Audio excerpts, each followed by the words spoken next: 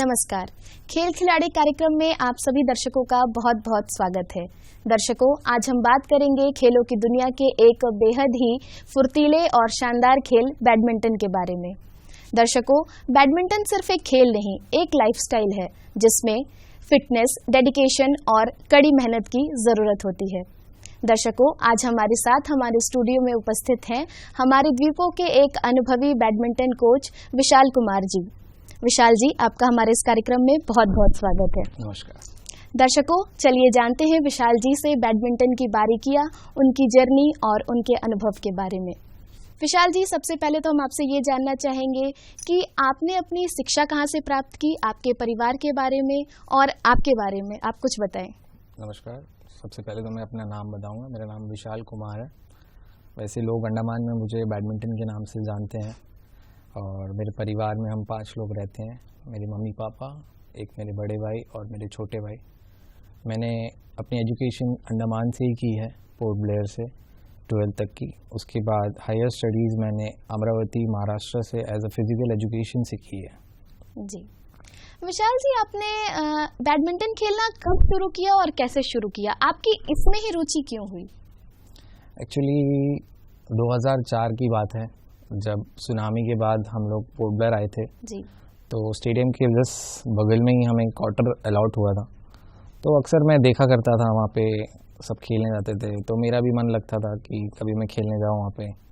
तो मैं बस जाया करता था वहाँ पे, लोगों को देखता था। तो तब तो हम बहुत बच्चे थे तो हमें खेलने नहीं मिलता था। तो जब बड़े खेलते थे तो बस हम लोग बस देखते थे उनको। तो जब टाइम मिलता था तो थोड़ी देर साइड में खेलते थे। तो ऐसे कैसे करके हमारा इंटरेस्ट बढ़ा। तो तब मैं कुछ 10 साल का हुआ करता था, तो तब से ही जस्ट मैंने स्टार्ट किया खेलना। जी। विशाल जी, वर्तमान समय में आप क्या कर रहे हैं? मैं अभी बच्चों को बैडमिंटन सिखाता हूँ जी, एक एकेडमी में। जी। विशाल जी, ये जो आपने प्लेयर से कोच बनने का सफ़र है, वो कैसे शुरू हुआ? आपने क्या कोच बनना शुरू से सोचा था या फिर बाद में आपके ख्याल ऐसे आए? नहीं, पहले तो मैं एक प्लेयर ही हूँ, आज भी कोच भी हूँ जी। बट पहले तो मुझे एक अच्छा प्लेयर बनना था। मुझे ऐसा था कि मुझे अपने लिए कुछ अच्छा करना था अपने तरफ से। बट धीरे धीरे एज के बाद मुझे ऐसा लगा कि अब ये एज में शायद बच्चों को मैं सिखाऊं अच्छे से, तो वो शायद कुछ अच्छा करे, इसीलिए। विशाल जी, हम आपसे ये जानना चाहेंगे कि आपकी एक प्लेयर की जर्नी कैसी रही, प्लेयर से कोच तक की जर्नी आप बताएं अपनी। मैं तो जब 10 साल का था तब मैंने सीखना शुरू किया। उसके बाद मैंने स्टेट में पार्टिसिपेट किया, मैंने स्टेट रिप्रेजेंट किया। उसके बाद एज अ प्लेयर मैंने नेशनल्स भी खेला। बट जब कॉलेज ख़त्म हुआ तो उसके बाद मुझे लगा कि अब इसके बाद मुझे शायद कोच बनकर अपने बच्चों को सिखाना बेटर रहेगा। तो उसके बाद मैंने फैसला किया कि शायद कोचिंग करके मैं बच्चों को कुछ सिखाऊं। जी। विशाल जी, आपने ये जो भी नेशनल्स खेले या स्टेट खेला या जितने भी टूर्नामेंट्स हैं, आप अपने अचीवमेंट के बारे में हमारे दर्शकों के साथ शेयर करें। मैंने स्टेट तो काफ़ी बार रिप्रेजेंट किया है। मैंने अंडमान को भी रिप्रेजेंट किया है, 7-8 बार मैंने अंडमान के लिए खेला है। और जब मैं महाराष्ट्र में पढ़ रहा था तो मैंने महाराष्ट्र को भी 3 साल रिप्रेजेंट किया था। जी। इसकी जो जर्नी थी वो कैसी रही आपकी? हमारे बच्चे आपसे सीखेंगे अगर आप बताएंगे कि आपकी टूर्नामेंट्स की जर्नी कैसी थी, यहाँ से जाना या फिर वहाँ कैसा वातावरण था वहाँ का। आप अपना एक्सपीरियंस शेयर करिए हमारे साथ। नॉर्मली तो मेरे अंदर शुरू से ही था कि मुझे अच्छा करना है, मुझे ऊपर रहना है। जब मैं जाया करता था देखने लोगों को तो मैं चाहता था कि मैं भी ऐसा खेलूं। मेरे दिमाग में हमेशा से था कि मैं हमेशा सबसे नंबर 1 रहूं। ये मेरी हमेशा से मेरी ये डेडिकेशन थी कि मैं सबसे ऊपर रहूं। ये इसी के थ्रू मैंने अपना गेम का ये किया है। एक खिलाड़ी के नाते आपका ट्रेनिंग जर्नी कैसे शुरू हुआ था? हमारे टाइम पे तो ना ही इंटरनेट थे, ना ही कोई एक्सपोजर था। हम लोग बस जब टीवी में आते थे, जब भी कुछ टीवी में देखने को मिलता था हमारे तरफ से तो बस उतना ही था एफर्ट। उसके अलावा तो हम लोग बस बाकी बड़े लोगों को देख के हम लोग ने सीखा है। बट अभी के जनरेशन में तो काफ़ी कुछ आ गया है, इंस्टीट्यूट है, ट्रेनिंग सेंटर्स है, तो बच्चों के लिए काफ़ी एक्सपोजर है अभी। जी। विशाल जी, अगर जो भी टूर्नामेंट्स में हम पार्टिसिपेट करते हैं तो उससे पहले की जो ट्रेनिंग होती है या जो भी प्रोसेस होता है वो कैसा है, कैसे होता है? हर एक चीज़ की एक लेवल होती है। जी जब आप स्टार्ट करते हो तो बेसिक लेवल होती है, जैसे नॉर्मल टूर्नामेंट्स होते हैं, अगर आप उसमें भाग लेते हो, अगर उससे जीतते हो तो फिर स्टेट लेवल कॉम्पिटिशन्स होते हैं, अगर आप उसमें भी जीतते हो तो स्टेट को रिप्रेजेंट करते हो आप, वैसे वैसे करके स्टेप्स होते हैं। तो अगर आप अच्छे खेलोगे तो आप नेशनल्स तक जाओगे। ये जो टूर्नामेंट्स होते हैं या किसी भी खेल के बारे में बात करें तो उसमें फिट रहना बहुत ज़रूरी होता है, ये हमें पता है। तो बैडमिंटन में फिटनेस का रोल क्या है? बैडमिंटन में काफ़ी रोल है, जैसे काफ़ी ट्रेनिंग्स होते हैं, अर्ली सेशंस होते हैं, morning two hours, running sessions, बहुत सारे एजिलिटी सेशन, फिटनेस सेशंस, फिर इवनिंग्स में ट्रेनिंग सेशंस होते हैं, ड्रिल सेशंस होते हैं, कंडीशनिंग वगैरह सब कुछ होते हैं बच्चों का। विशाल जी, ये जो ट्रेनिंग सेशन होते हैं इनका टाइम कैसा होता है या किस उम्र तक के बच्चे होते हैं, उनका जो प्रोसेस है वो थोड़ा विस्तार से बताएं, हमारी जो यंग जनता है वो भी तो जानना चाहेगी। जी, नॉर्मली 6 ईयर्स 7 ईयर्स के एज में स्टार्ट करें तो बहुत ही अच्छा है। जी और इनकी ट्रेनिंग लगभग दिन में 6 घंटे या 7 घंटे, जैसे 2 घंटे का एक सेशन हो गया तो 3 सेशन 2-2 घंटे का उसमें चले तो काफ़ी अच्छा है। जी विशाल जी, अगर हम कहें एक अच्छा बैडमिंटन प्लेयर बनने के लिए कौन सी एक्सरसाइज या कौन सी ट्रेनिंग बहुत ज़रूरी है? सबसे पहले तो मैं बताऊंगा कि अगर किसी को एक अच्छा प्लेयर बनना है तो सबसे पहले उसके अंदर वो डेडिकेशन होना चाहिए। उसके बिना या एक कोच भी हो या कोई भी हो उसे कभी नहीं बना सकता। सपोज जैसे मैं किसी को ट्रेन कर रहा हूँ तो उसके अंदर वो इंटरेस्ट होना बहुत ज़रूरी है, उसके अंदर वो डेडिकेशन होना बहुत ज़रूरी है, तभी वो जब ट्रेन करेगा उसके अंदर से वो टैलेंट बाहर आएगा। जी विशाल जी, एज अ कोच आप सबसे पहले एक बच्चे में क्या देखते हैं? एक बैडमिंटन प्लेयर के अंदर आप क्या स्किल सबसे पहले देखते हैं? मैं सबसे पहले तो उसकी नीड देखता हूँ कि वो कितना हंग्री है खेल को लेकर, कि हाँ मुझे मीन्स बहुत सारे बच्चे आते हैं, जैसे कोई बच्चे पढ़ने में इंटरेस्ट रहते हैं, किसी का किसी और चीज़ में इंटरेस्ट रहता है, तो हमें समझ आ जाता है स्पोर्ट्स में जैसे बच्चे आते हैं कि उनके पेरेंट्स से जब हमारा बात होता है कि सर ये इतना कर रहा है, क्या है ये है, तो उससे हमें समझ आ जाता है कि बच्चों का इंटरेस्ट कहाँ तक है, कैसे है। जी विशाल जी, ये अगर गेम में कोई प्लेयर है तो उसकी डाइट कैसी होनी चाहिए? एक बच्चे की डाइट अगर डाइट तो प्रॉपर होनी चाहिए, जैसे कि काफ़ी डाइट है, मीन्स प्रोटीन डाइट हो गए, जी बहुत सारे तरीके के, मीन्स गुड फैट हो गए, बहुत सारी तरीके के डाइट होते हैं, वो तो हम बच्चों को मीन्स आफ्टर सेशन सिखाते हैं इस चीज़ के बारे में। विशाल जी, बैडमिंटन में सबसे ज़रूरी स्किल क्या है, स्ट्रेंथ या स्टेमिना?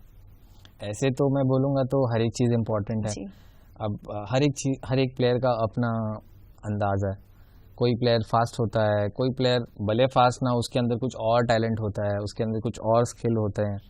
हर एक चीज़ की, हर एक प्लेयर के अलग अलग टैलेंट होते हैं। अब मेरे अंदर जैसा मैं बोलूँगा, मेरे अंदर स्पीड है बट आगे वाले में स्पीड नहीं है, बट उसमें किसी और चीज़ की भी टैलेंट हो सकती है। जी तो वो एक प्लेयर के ऊपर, वो प्लेयर की खासियत है वो।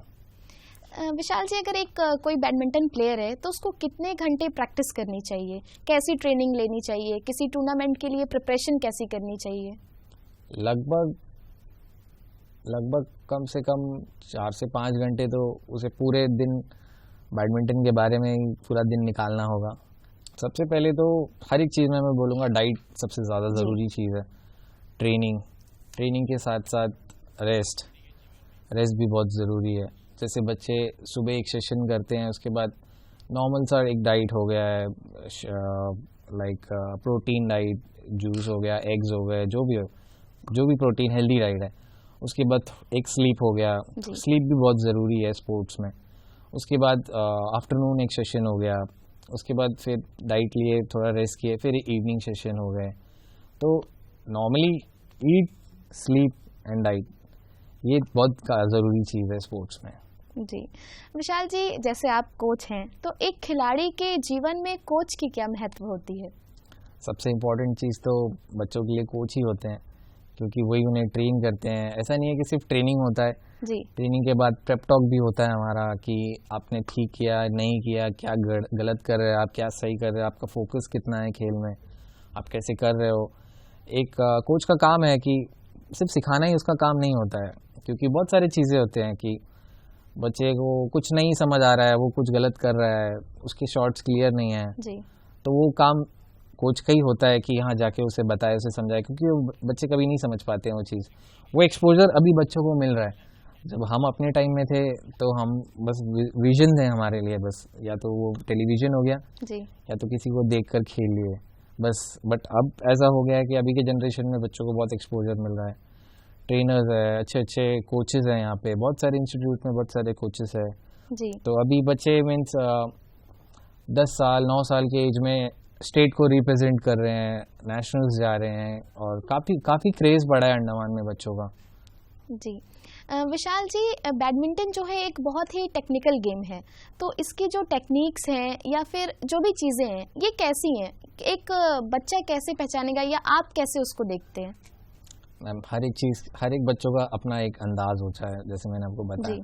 हर एक बच्चे का अपना एक टैलेंट होता है, हर एक बच्चे का अपना एक टेक्निक होता है। कोई स्पीड होता है, कोई किसी चीज़ में होता है, कोई किसी का टैलेंट होता है कि मैं ऐसे खेलूँ। वो गेम की बात है। विशाल जी, जैसे आप एक कोच हैं, आपने बताया कि कोच का क्या महत्व है, तो आपने जो अपनी जर्नी शुरू की थी तो आपके जो कोच थे उनके साथ आपने क्या सीखा, आपको क्या एक्सपीरियंस मिला, और अब आज के समय में आप उनसे सीखी हुई कौन सी चीज़ अपने बच्चों को सिखाते हैं? वैसे मैं बोलूँगा कि हमारे टाइम में तो कोचेस नहीं थे। जी। मैं सेल्फ मेड ही हूँ, जो भी हूँ आज के डेट में, बट गाइडेंस थे। जी। ऐसे कोई पर्टिकुलर नहीं थे कि हाँ वो मुझे बता रहे हैं ये वो। हमारे टाइम में हम जाके पूछते थे कि ये कैसे करते हैं, वो कैसे, हमारा इंटरेस्ट था वो कि हाँ ये थोड़ा बता दीजिए। तो जो भी थे बड़े लोग थे सब, जी। तो उनके गाइडेंस में ही हमने जो भी है सीखा है, उनको ही फॉलो किया है। बस हमारे दिमाग में था कि उनसे अच्छा करना है, उनसे ऊपर जाना है, बस इसी के थ्रू आज हम यहाँ खड़े हैं। जी। विशाल जी, जब आप नेशनल खेलने जाते हैं तो वहाँ से आपको क्या सीख मिलती है? सबसे पहले तो मैं ये बोलूँगा, जब हम नेशनल जाते हैं तो नॉर्मली अंडमान को कोई पहचानता नहीं है, जी। क्योंकि सबको लगता है कि अंडमान इंडिया में नहीं आता है, बट अंडमान बेसिकली इंडिया का ही है पार्ट। नेशनल्स बहुत डिफ़िकल्ट है, मतलब इतना इजी नहीं है नेशनल्स में पार्टिसिपेट करके उसमें जीतना, जी। तो बहुत टफ होता है वो।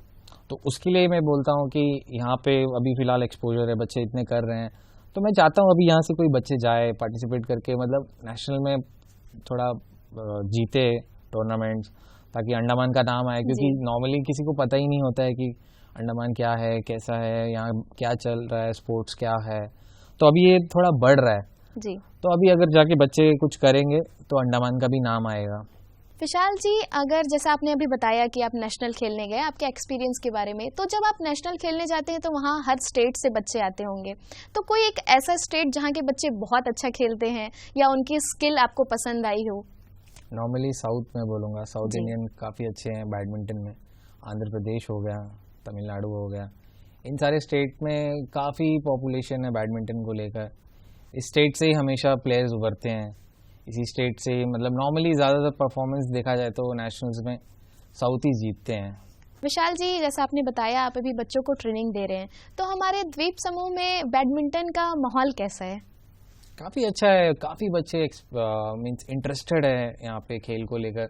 इवन पेरेंट्स भी बहुत सपोर्टिव है, बच्चे भी अच्छे कर रहे हैं, और काफ़ी यंग बच्चे भी आते हैं अभी, बहुत छोटे छोटे, लाइक 4 इयर्स 5 इयर्स के बच्चे भाग लेते हैं, सीखना चाहते हैं। पेरेंट्स भी मीन्स बहुत वो करते हैं कि हमारे बच्चे भी बहुत इंटरेस्टेड है इस चीज़ को लेकर। अंडमान में तो अब काफ़ी क्रेज़ हो गया है बैडमिंटन को लेकर।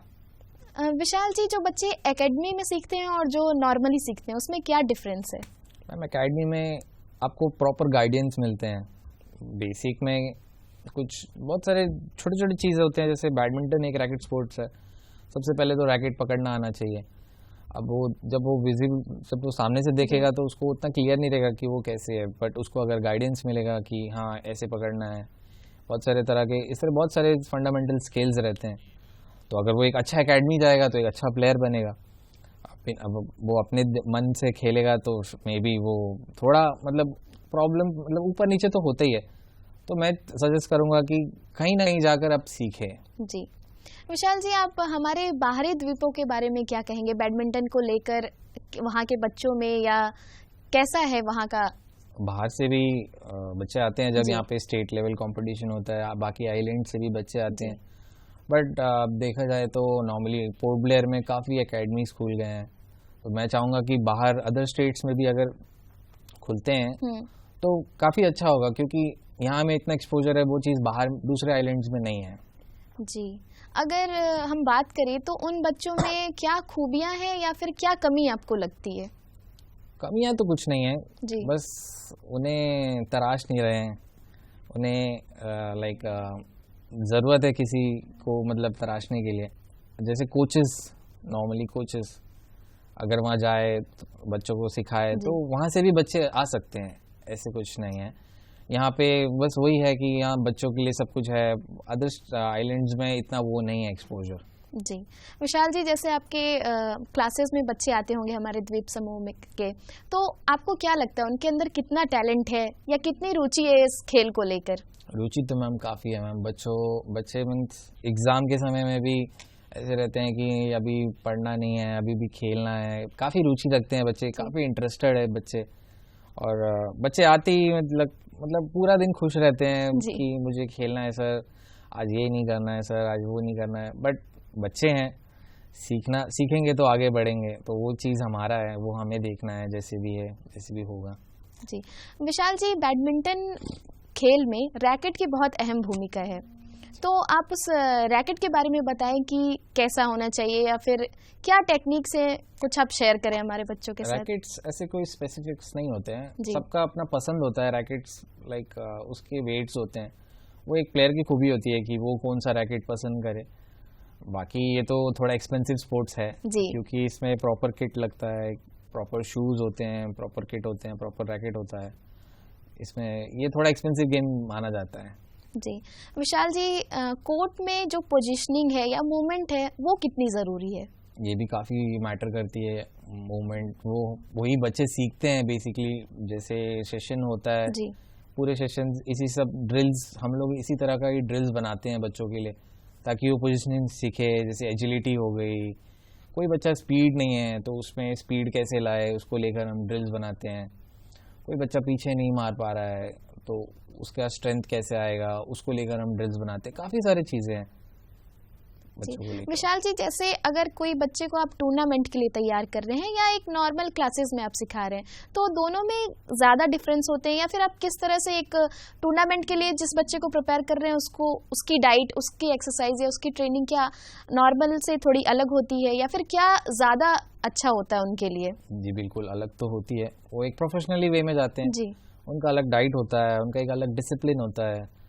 वो खेल को लेकर बहुत फोकस्ड रहते हैं कि हाँ हमारा ये है। जो नॉर्मल बच्चे होते हैं वो मीन्स कुछ होते हैं जो पेरेंट्स मतलब ऐसे छोड़ते हैं कि इनका वेट लॉस हो जाए थोड़ा, जी। इनका मतलब थोड़ा मन रहे। ये मतलब कुछ लोग पढ़ाई में ऐसे रहते हैं तो पेरेंट्स चाहते हैं कि थोड़ा स्पोर्ट्स खेल ले। बट कुछ लोग होते हैं जो मतलब बहुत फोकस्ड रहते हैं। मतलब ऐसे कोचिंग में मैं ये नहीं बोलूँगा कि हर कोई सीखता है, ऐसे तो नहीं होता है। बट कोई ना कोई सीखता है, बट कोई ना कुछ थोड़ा बहुत सीखता है। बट जो कुछ बच्चे रहते हैं जो प्रोफेशनली सीखना चाहते हैं तो उनका डाइट रहता है प्रॉपर, उनको हम लोग थोड़ा एक्स्ट्रा सजेस्ट करते हैं। बट सारे बच्चे इक्वल हैं, ऐसे नहीं है। जी, विशाल जी, बैडमिंटन खेलने के लिए क्या कोई एक ऐसी सही उम्र या फिर आप ऐसा कोई लिमिट है कि आपको इस उम्र में ही जाना है या फिर यही आपकी एज लिमिट है? ऐसे कोई पर्टिकुलर उम्र तो नहीं है, बट नॉर्मली 6 साल 7 साल में बच्चे ज्वाइन करते हैं। और बेसिकली 4 साल 3 साल तो उनको बेसिक में ही लग जाता है, बेसिक सीखने में।